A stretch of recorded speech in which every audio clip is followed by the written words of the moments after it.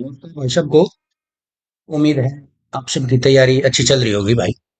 तो हम ये रूरल मार्केटिंग के ऊपर एक वीडियो 40% की अपन पहले ले रखी है।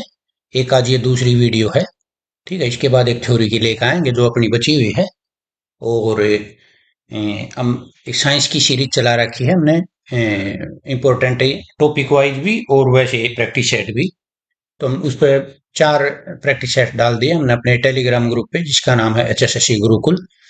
ठीक है, और इसके अलावा बहुत स्टडी मटेरियल डालते हैं अलग अलग टॉपिक से। तो उसको ज्वाइन कर लियो अगर मन करे तो। और अपनी क्लास शुरू करते हैं। ये 41वां प्रश्न है, 40 अपने पहले हो लिए, किसी ने वीडियो ना देखी हो तो देख लियो। ठीक है। निम्नलिखित में से कौन सा ग्रामीण विपणन में प्रवृत्ति लागत का उदाहरण है? ठीक है, ये वेरिएबल कॉस्ट का उदाहरण कौन सा है रूरल मार्केटिंग में? ठीक है, ये वेरिएबल कॉस्ट क्या होती है कि ये व्यावसायिक खर्चे होते हैं जो उत्पादित वस्तुओं या सेवाओं की मात्रा के अनुपात में बदलते रहते हैं।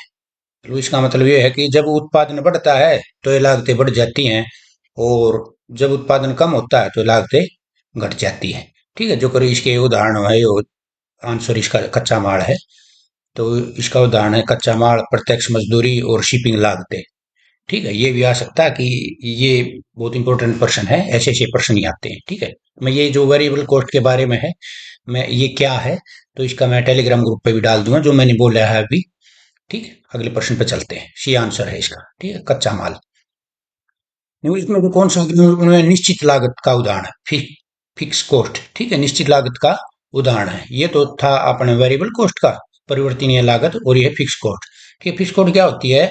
ये निश्चित लागत होती है, एक ऐसा खर्च है जो उत्पादित या बेची गई वस्तुओं या सेवाओं की मात्रा में बदलाव के साथ नहीं बदलता। ठीक है, तो फिक्स आ गया तो फिक्स हो गया। ठीक है, तो इसका उदाहरण क्या है? इसका है विज्ञापन खर्च। ठीक है, संपत्ति कर, विज्ञापन खर्च, किराया, वेतन, बीमा, ये सारे इसमें आ जाते हैं फिक्स कॉस्ट में। ठीक है, अगला प्रश्न देखिए। ग्रामीण विपणन में उत्पादन बढ़ाने के साथ कौन सी लागत घटती है? ठीक है, उत्पादन बढ़ने के साथ कौन सी लागत घटती है? तो इसका आंसर है औसत परिवर्ती लागत। ठीक है, निम्नलिखित में से ग्रामीण उत्पादन में मशीनीकरण का नुकसान क्या है? मशीनीकरण का नुकसान है मशीन रखरखाव की लागत बढ़ जाती है। निम्नलिखित में से कौन सा ग्रामीण विपणन में बड़े पैमाने की अर्थव्यवस्थाओं का लाभ है? तो ये है प्रति इकाई लागत कम होना। ठीक है, आंसर सी, प्रति इकाई लागत कम होना। ग्रामीण विपणन में मनोवैज्ञानिक मूल्य निर्धारण का कौन सा लाभ है? तो इसका आंसर है उत्पाद के कथित मूल्य को बढ़ना। उत्पाद के कथित मूल्य को बढ़ाना। ग्रामीण विपणन में स्कीमिंग प्राइजिंग का मुख्य नुकसान क्या है? ठीक है, ये जो स्कीमिंग प्राइजिंग है क्या होती है कि इसमें क्या करते हैं कि कोई भी कंपनी जब अपना कोई उत्पाद लॉन्च करती है तो उसकी कीमत ज्यादा रखती है पहले, और फिर धीरे धीरे समय के अनुसार उसका जो प्राइस था वो कम होता जाता है। ठीक है, इसका एक उदाहरण है आईफोन। जैसे नया आईफोन आता है तो उसकी कीमत ज्यादा होती है, बाद में धीरे धीरे उसकी कीमत कम हो जाती है। तो स्कीम प्राइजिंग का नुकसान क्या है? ठीक है, ये आंसर है लक्षित उपभोक्ताओं के लिए महंगा है। ठीक है, लक्षित उपभोक्ताओं के लिए महंगी है प्राइस, नुकसान है इसका। निम्नलिखित में से कौन सी ग्रामीण उत्पाद विपणन के लिए एक प्रभावी रणनीति है? ठीक है, तो इसका आंसर है सी, बिक्री के बाद सेवा और समर्थन देना। ठीक है, आंसर है बिक्री के बाद सेवा और समर्थन देना, सी आंसर है इसका। निम्नलिखित में से कौन सी ग्रामीण उत्पाद विपणन में एक आम चुनौती है? तो यह है प्रौद्योगिकी तक पहुंच का अभाव, ए आंसर है इसका। ठीक है, lack of access to technology. ग्रामीण बाजारों में उत्पादों का मूल्य निर्धारित करते समय कौन सा महत्वपूर्ण कारक है? स्थानीय क्रय शक्ति के आधार पर मूल्य तय करना, डी आंसर है इसका। ठीक है, निम्नलिखित में से कौन सा ग्रामीण क्षेत्रों में उत्पादों को बढ़ावा देने का एक प्रभावी तरीका है? इसका आंसर है सी, स्थानीय नेताओं प्रभावशाली व्यक्तियों के साथ साझेदारी करना। ठीक है। ग्रामीण बाजारों के लिए उत्पाद विकसित करते समय कौन सा एक महत्वपूर्ण विचार है? आंसर है डी, स्थानीय ग्रामीण उपभोक्ताओं की विशिष्ट जरूरतों और चुनौतियों का समाधान करना। ग्रामीण बाजारों में उत्पाद नवप्रवर्तन का मुख्य लाभ क्या है? इसका आंसर है बी, ग्रामीण उपभोक्ताओं के जीवन स्तर में सुधार। निम्नलिखित में से कौन सा ग्रामीण बाजारों में कृषि क्षेत्र में उत्पाद नवाचार का उदाहरण है? तो इसका आंसर है सी, किसानों के लिए नए प्रकार का ट्रैक्टर विकसित करना। ग्रामीण बाजारों में उत्पाद नवाचार को लागू करने में कंपनियों को किन चुनौतियों का सामना करना पड़ता है? इसका आंसर है डी, उपरोक्त सभी। तकनीकी और सूचना तक सीमित पहुंच, बुनियादी ढांचा और संसाधनों की कमी, नए उत्पादों की कम मांग। ठीक है, आंसर डी है इसका। कंपनियां ग्रामीण बाजारों में उत्पाद नवाचार लागू करने में आने वाली चुनौती से कैसे पार पा सकती हैं? इसका भी आंसर डी है। तो कैसे पा सकते हैं? स्थानीय संगठन और सरकारों के साथ साझेदारी करके, अनुसंधान और विकास में निवेश करके और ग्रामीण उपभोक्ताओं को प्रशिक्षण व शिक्षा देकर। ठीक, आंसर डी है इसका। ऐसे प्रश्न आएंगे भैया, आएंगे तो, अगर रूरल मार्केटिंग से आए तो।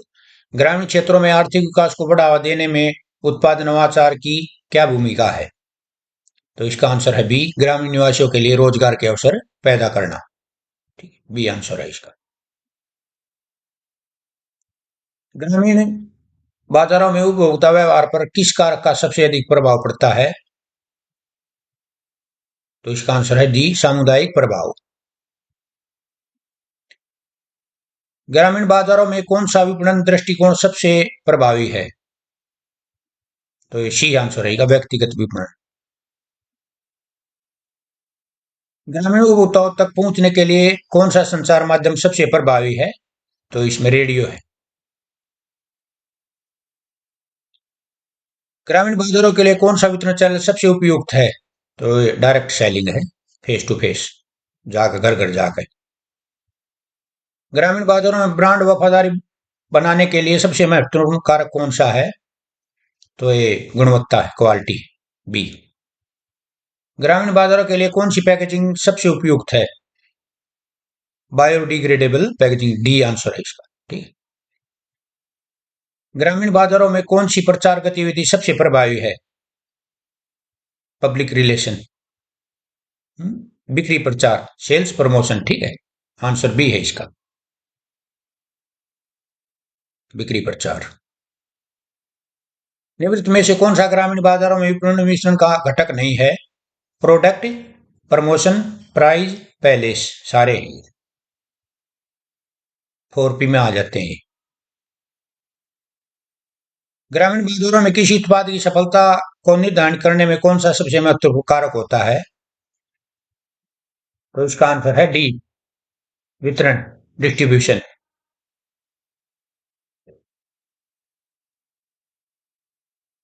ग्रामीण बाजारों में उत्पादों को बढ़ावा देने में कौन सी आम चुनौती है? तो ये लो लिटरेसी रेट, कम साक्षरता दर, ए।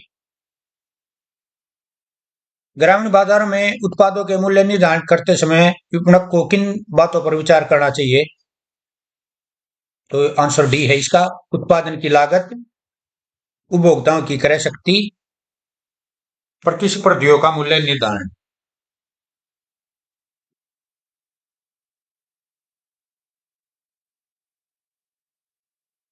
ग्रामीण बाजारों में ग्राहक के साथ मजबूत संबंध बनाने के लिए कौन सी प्रभावी रणनीति है?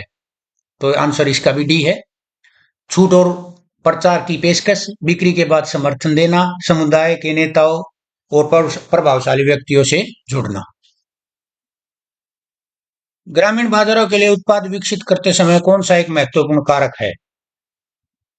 सरल और टिकाऊ डिजाइन, सी आंसर है इसका। ठीक है। शहरी उपभोक्ताओं की तुलना में ग्रामीण उपभोक्ताओं तक पहुंचने में कौन सा प्रचार माध्यम अधिक प्रभावी है? तो इसका आंसर है रेडियो विज्ञापन, ऊपर भी आया था। ग्रामीण बाजारों में उत्पादों के मूल्य निर्धारित करते समय किन बातों पर विचार किया जाना चाहिए? ये आंसर डी है इसका, चारों हैं। बाजार में प्रतिस्पर्धा का स्तर, परिवहन और वितरण की लागत, उपभोक्ताओं की क्रय शक्ति। ग्रामीण उपभोक्ताओं को पहुंचने के लिए कौन सी प्रभावी वितरण रणनीति है? ई कॉमर्स प्लेटफॉर्म से डायरेक्ट टू कंज्यूमर बिक्री। ए। स्थानीय खुदरा विक्रेताओं और वितरकों के साथ साझेदारी।